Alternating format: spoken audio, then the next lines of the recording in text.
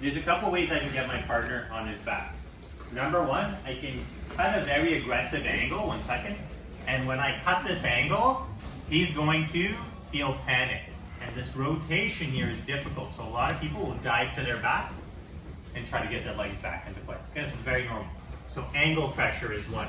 Number two, I can scoop both ankles and put him on his back. And then the third way, there's many ways, but the third way is I'm going to catch the ankle and gently push the shoulder. And then as I walk, it's easy to get into his back. So in jiu-jitsu, I don't want to force someone into another position. I want to be able to attack whatever position they have. Every position has some natural weakness. When he's sitting up, he has 4 limbs he can engage me with. When I put him on his back, go on your back, typically he's only going to engage me with the 2 limbs. Here, he can swivel less well. Here, he can swivel quite well. So there is no perfect solution. So when the guy is here, I want the guys to play around with different grips. 2 pant grips, I like that. Okay, but the problem is it's very hard to get 2 pant grips. So you'll see, for beginners particularly, when they walk around and they're trying to get in here, they spend so long that they kind of get caught up, okay? So what we're gonna do is we're gonna grab the collar, same side collar.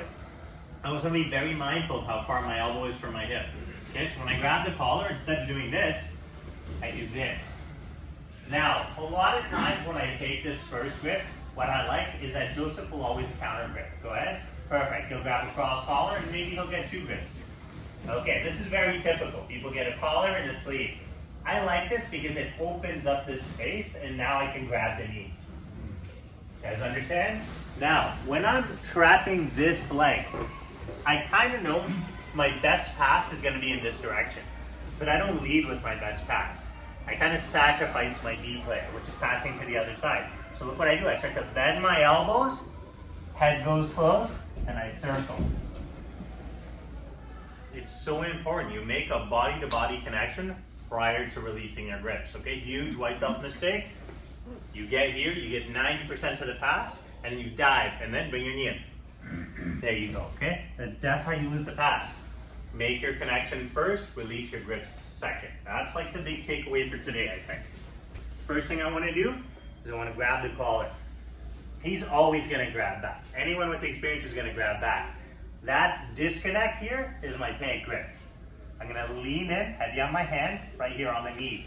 The collar, I'm not super heavy because I don't want to push him to his back. As I circle, I melt in, and I close the space.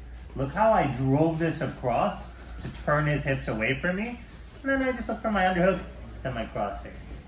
So, Torreandos, typically your first pass is you moving, which means I want to immobilize my partner. You want to think about weight distributions. That means I have a heavy hand on the leg, kind of anchor him to the floor, and my other hand I'm pulling him in because I don't want him to fall to his back. We talked about the 3 strategies, right? Then on the 2, so it's a 1-2 punch. The 1 is me moving, the 2 is going to be him moving. If I move this way, 99% of people, they're going to use frames, block me, and they're going to lift their feet and spin to face me, yes? As soon as he does that, I stop moving and I turn the boat. There's a wheel, there's a puck, whatever. Okay, so look, take your grips. Whatever you like. I'm going to pin, I'm going to circle, and that's all it is. For him to swivel well, he has to be on the little V of his butt. So if I push him too much when he goes to his back, he's not going to swivel. Okay, watch again. I'm going to circle, circle, circle. Again, I turn his hips away, I bring my body in, and then I start to release grips and start to look for controls.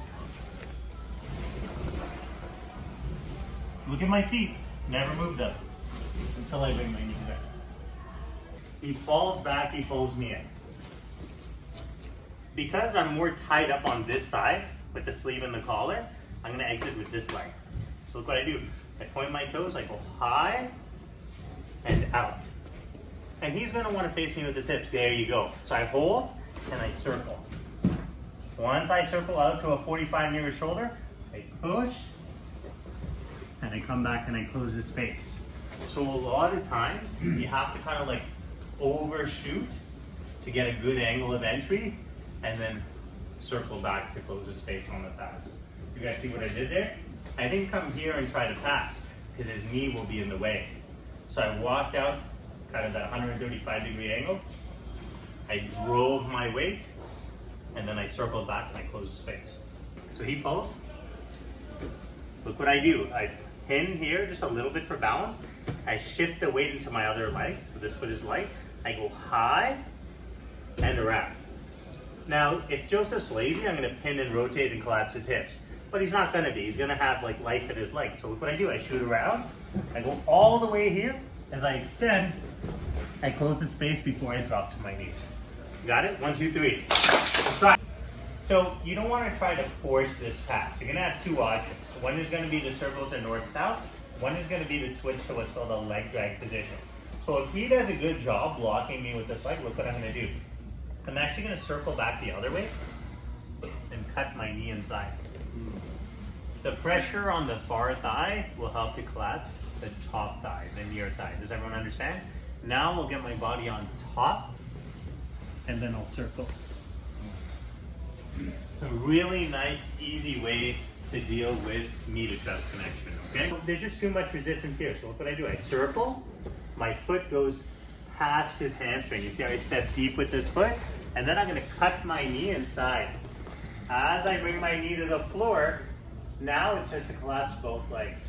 My chest goes down and my head goes very far forward. And then we have a couple options. We're gonna keep it simple. Hands on the ground and circle. But okay, 1, 2, 3, let's try it.